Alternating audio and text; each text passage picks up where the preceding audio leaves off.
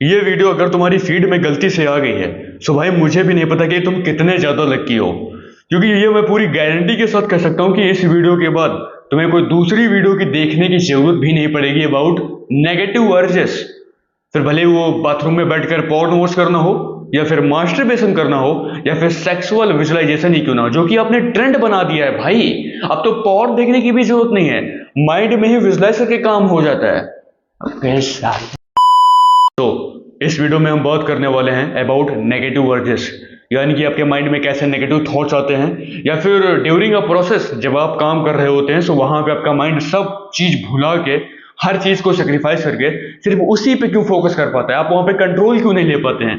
Even इसके solution ही कैसे हम इसको कंट्रोल कर सकते हैं। और हाँ, मैं यहाँ पे कोई 21 दिन का 90 दिन का चैलेंज नहीं तुम्हें देने वाला हूँ कि भाई तू 21 दिन तक ये फॉलो कर तो ये करना बंद कर देगा, तो फोन देखना बंद कर देगा। नो, मैं यहाँ पे कुछ भी नहीं बताने वाला हूं। मैं यहाँ पे बात करूंगा ओनली रियलिटी चेक्स, अपने इंटेलेक्चुअली माइंड के नॉलेज से, जो मैंने खुद बैठ के लिखा है कल शाम को, और वही मैं आपके सामने आके डिलीवर कर रहा हूं आज। ये कोई एआई की स्क्रिप्ट नहीं है, this is came from here. और मैं तुमसे रिक्वेस्ट करूंगा, अगर तुमने इस वीडियो को यहां से देखा है ना, please watch till and, because ये तुम्हारे लिए बहुत ज्यादा वर्थ इट होने वाला है। क्योंकि मेरे वीडियोस स्पेशली टीनेजर्स देखते हैं, और ये प्रॉब्लम उनके लिए सबसे बड़ी प्रॉब्लम है, जो कहीं ना कहीं उनके रास्ते में आ रही है, उनके पर्पस को चेस करने से रोक रही है। That is negative urges and negative thoughts. चलिए जानते हैं, इसको हम 3 पार्ट में ब्रेक करके समझने वाले हैं कि आखिरकार कैसे ये आपके माइंड में आता है, कैसे आप कंट्रोल नहीं कर पाते हैं, इसको कैसे सॉल्व किया जाए। राइट, तो सबसे पहली बात आएगी कि भाई कैसे हमारे माइंड में नेगेटिव थॉट आता है, नेगेटिव अर्जेस आता है। देखो, इसके पीछे प्रोसेस है, समझने की कोशिश करना। देखो, फॉर एग्जाम्पल, मान लो कि तुमने एक सेक्सुअल इमेज देखी, राइट। अब जैसे ही तुमने वो सेक्सुअल इमेज देखी, अब पता है क्या होगा, तुम्हारे माइंड में थॉट आना स्टार्ट होंगे। अब थॉट कैसे आ रहा है भाई, देखो, ब्रेन का एक पार्ट होता है जिसका नाम एमिगडाला है। इसके बारे में हम डिटेल में आगे समझेंगे, बट मैं आपको एक हिंट दे देता हूं।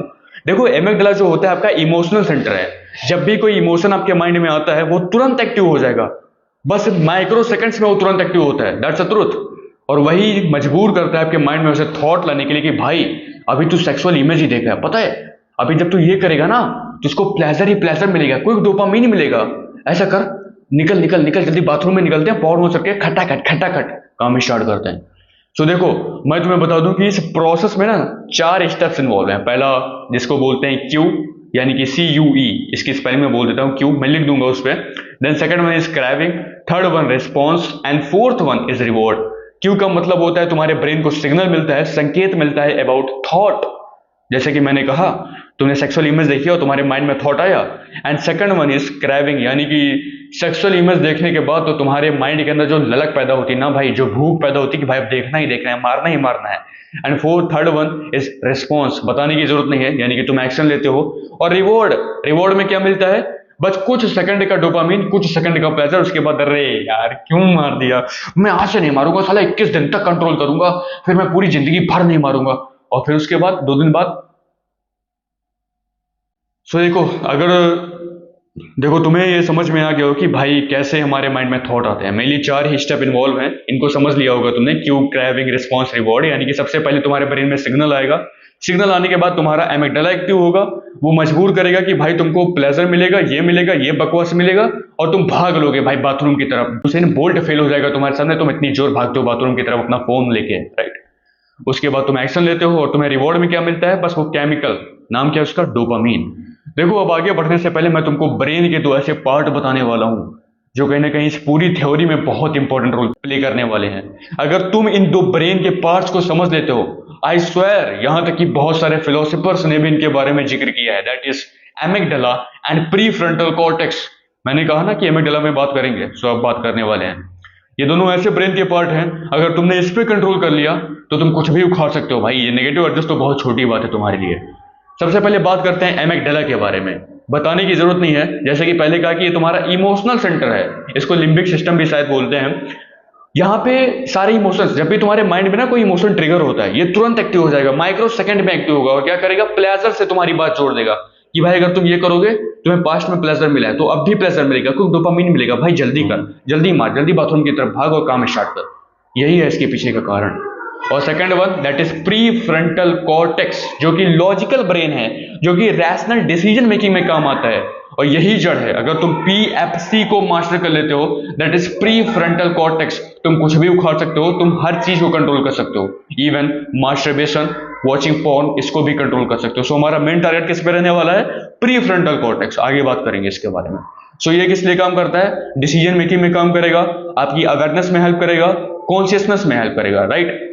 अब बढ़ते हैं पॉइंट नंबर 2 की तरफ, यानी कि सबसे इंपॉर्टेंट कि कैसे आप उस प्रोसेस के दौरान अपने आप को कंट्रोल नहीं कर पाते हैं। आप हर चीज को भूल कर, हर चीज को सेक्रीफाइस करके सिर्फ एक ही चीज पे क्यों फोकस करते हैं? दैट इज, उसके पीछे का रीजन है प्लेजर। अब देखो इसको और डीप में समझते हैं, इसको डीप में तोड़ के ना खा जाते हैं बिल्कुल। देखो the main reason behind is that कि तुम हर चीज को सेक्रीफाइस करके सिर्फ सिंगल चीज पे फोकस करते हो during the process of masturbation. वहां पे तुम सब कुछ भूल चुके हो, तो तुम बस यही कर रहे हो, तो तुम्हारे माइंड में कोई दूसरा थॉट नहीं होता है। The reason is that only one, that is कि जो आपका न्यूरल पाथवे है। अब न्यूरल पाथवे किसके किसके बीच का? एमिगडाला और रिवॉर्ड सिस्टम, यानी कि जो आपको रिवॉर्ड मिलते हैं, मिली केमिकल्स, डोपामिन, सेरोटोनिन वगैरह, इनके बीच का लूप बहुत स्ट्रांग हो चुका होता है। जब भी आपके माइंड में इमोशन ट्रिगर करेगा, एमिगडाला तुमको करंट करवा देगा कि भाई तुमको क्विक प्लेजर मिलने वाला है, और तुम भाग ले रिवॉर्ड सिस्टम की तरफ, और तुम भागते हो बाथरूम की तरफ, जैसे एमिगडाला भागता है रिवॉर्ड सिस्टम की तरफ। That's a game. यही रीजन है कि मैंने कहा ना कि प्री फ्रंटल कॉर्टेक्स यहां पे काम नहीं करेगा। वही डिसीजन बनाता है कि तुम मारोगे कि मुट्ठ नहीं मारोगे, मास्टरबेशन करोगे या नहीं करोगे। द रीजन इज दैट कि जो आपका न्यूरल पाथवे है between amygdala and reward system, वो स्ट्रांग हो चुका है। अब क्या करेगा? जो आपका PFC है, that is pre frontal cortex, वो इमोशनल कंफर्ट के साथ जाएगा, वो भी एमिगडाला और रिवॉर्ड सिस्टम के साथ चल देगा कि भाई चल चल चल।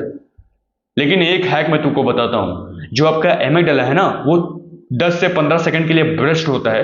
ब्रस्ट कहने का मतलब है कि जब भी कोई इमोशन ट्रिगर करेगा ना, सो 10 से 15 सेकंड के बीच वो जो टाइमलाइन होती है, वो उसकी पीक टाइमलाइन होती है। अगर वहां पे तुम कंट्रोल कर सकते हो ना, तो तुम उस इमोशन को सप्रेस कर दोगे। दैट्स वाई कि मुट्ठ मारने के बाद तुम्हें गिल्टी फील होता है कि भाई मैंने क्यों मार दिया, क्यों कर दिया।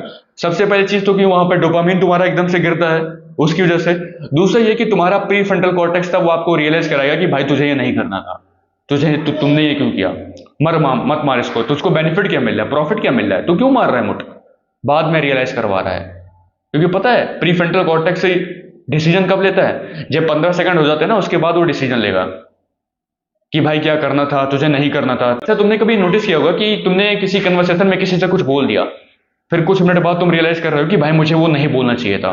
The reason is that pre frontal cortex, यही जड़ है भाई दिमाग की। इसे मास्टर कर लिया ना, तो तुम कुछ भी उखाड़ सकते हो। तुमने कभी पीक परफॉर्मर्स को देखा है? क्रिस्टियानो रोनाल्डो, विराट कोहली, कोई एंटरप्रेन्योर हो, मिलियनियर्स हो, उनका PFC इज टू स्ट्रांग, उनका प्री फ्रंटल कॉर्टेक्स स्ट्रांग होता है। तभी वो, दैट वाज द रीजन, वो इतना डिसीजन मेकिंग में हेल्प करता है उनको, तभी वो इतना फोकस होते हैं। दैट वाज द रीजन, वो इतना कंसंट्रेट होकर वो कर पाते हैं। This is the main reason.